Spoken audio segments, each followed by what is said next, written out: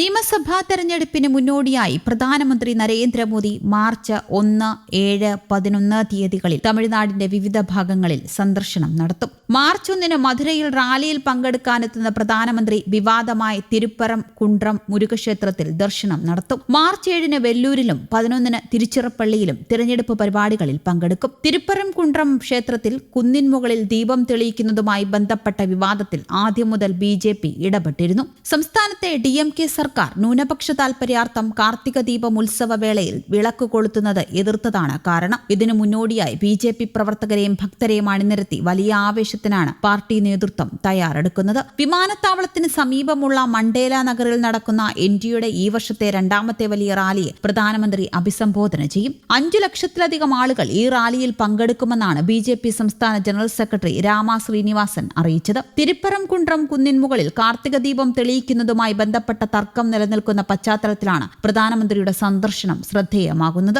പ്രധാനമന്ത്രിയുടെ സന്ദർശനത്തോടെ ദീപം തെളിയിക്കാനുള്ള തടസ്സങ്ങൾ മാറുമെന്ന് ഭക്തർ പ്രതീക്ഷിക്കുന്നതായി BJP സംസ്ഥാന അധ്യക്ഷൻ നയിനാർ നാഗേന്ദ്രൻ പറഞ്ഞു. മാർച്ച് 2 പൗർണമി ദിനത്തിൽ തിരുപ്പരം കുണ്ട്രം കുന്നിനു ചുറ്റും ഗിരിവലം നടത്താൻ നയിനാർ നാഗേന്ദ്രൻ പാർട്ടി പ്രവർത്തകരോടും മുരുകഭക്തരോടും ആഹ്വാനം ചെയ്തു. തമിഴ്നാട്ടിലെ ക്ഷേത്രഭരണത്തിൽ DMK സർക്കാർ അഴിമതി നടത്തുന്നുവെന്ന് BJP വക്താവ് ANS പ്രസാദ് ആരോപിച്ചു. HR&CE വകുപ്പിന് കീഴിലുള്ള ക്ഷേത്രങ്ങളിൽ നിന്ന് 1000 കോടിയിലധികം രൂപ വകമാറ്റിയെന്നും കാർത്തിക ദീപം തടഞ്ഞതിലൂടെ DMK ഭരണത്തിന് ധാർമ്മികാവകാശം നഷ്ടപ്പെട്ടുവെന്നും അദ്ദേഹം കുറ്റപ്പെടുത്തി. 2026 നിയമസഭാ തെരഞ്ഞെടുപ്പ് ലക്ഷ്യം വെച്ചാണ് BJP തിരുപ്പരം കുണ്ട്രം കേന്ദ്രീകരിച്ച് പ്രവർത്തനങ്ങൾ ശക്തമാക്കുന്നത്. പ്രധാനമന്ത്രി മോദിയും എടപ്പാടി പളനിസ്വാമിയും ചേർന്ന ഡബിൾ എഞ്ചിൻ സർക്കാർ തമിഴ്നാട്ടിൽ മാറ്റം കൊണ്ടുവരുമെന്നും പ്രസാദ് അവകാശപ്പെട്ടു. അതിനിടെ അനുദിനമെന്നോണം കരുത്താർജിക്കുകയാണ് തമിഴ്നാട്ടിലെ BJP AIDMK നയിക്കുന്ന NDA മുന്നണി. പനീർശെൽവത്തിന്റെ വരവോടെ NDA കരുത്തുറ്റ മുന്നണിയായി മാറിയിരിക്കുന്നു.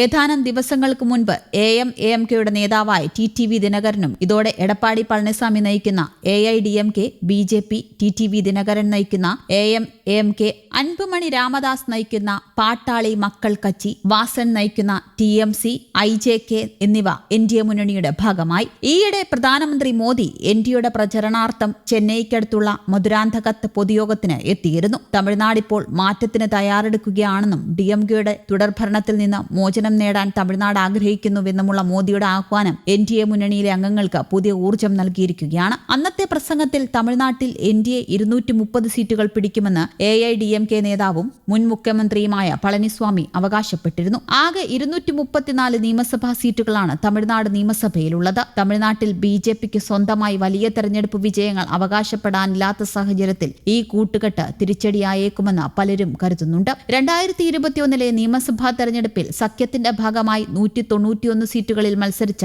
AIDMK 66 സീറ്റുകളിൽ മാത്രമാണ് വിജയിച്ചത്. അതേസമയം BJP അവർക്ക് ലഭിച്ച 20 സീറ്റുകളിൽ 4 വിജയിച്ചു. സംസ്ഥാന BJP അധ്യക്ഷനായിരുന്ന അണ്ണാമലയുടെ നേതൃത്വത്തിൽ പാർട്ടിയുടെ പ്രതിച്ഛായ വർദ്ധിച്ചതല്ലാതെ കാര്യമായ തെരഞ്ഞെടുപ്പ് വിജയങ്ങൾ നേടാനായില്ല. AIDMK നേതാവ് എടപ്പാടി K പളനിസ്വാമിയുടെ ഉറച്ച കോട്ടയായ കൊങ്കു മേഖലയിൽ പാർട്ടി വിപുലീകരിക്കാനുള്ള അണ്ണാമലയുടെ ശ്രമങ്ങൾ മാസങ്ങൾ നീണ്ട തർക്കങ്ങൾക്ക് കാരണമാവുകയും 2023 ഇരു പാർട്ടികളും വേർപിരിയുകയും ചെയ്തു. തന്റെ പാർട്ടി ഇനി BJPയുമായി സഖ്യത്തിനല്ലെന്ന് മുൻ മുഖ്യമന്ത്രി കൂടിയായ പളനിസ്വാമി 2024 നവംബർ വരെ ഉറപ്പിച്ചു പറഞ്ഞിരുന്നു. എന്നാൽ 2025 ഏപ്രിൽ പളനിസ്വാമിയും കേന്ദ്ര ആഭ്യന്തരമന്ത്രി അമിത്ഷായും ചേർന്ന് 2026 തെരഞ്ഞെടുപ്പിനുള്ള സഖ്യം പ്രഖ്യാപിച്ചു. അണ്ണാമലയ്ക്ക് പകരം നയിനാർ നാഗേന്ദ്രൻ സംസ്ഥാന BJP അധ്യക്ഷനായതിന് പിന്നാലെയായിരുന്നു ഈ മാറ്റം. സഖ്യം അധികാരത്തിൽ വന്നാലും AIDMK ഒറ്റയ്ക്ക് ഭരിക്കുമെന്ന് ഏതാനും മാസങ്ങൾക്ക് ശേഷം പളനിസ്വാമി വ്യക്തമാക്കി. എന്നാൽ അധികാരം പങ്കുവയ്ക്കണമെന്ന നിലപാടിൽ BJP ഉറച്ചു നിൽക്കുന്നതിനാൽ ഇതിൽ അന്തിമ തീരുമാനമായിട്ടുമില്ല.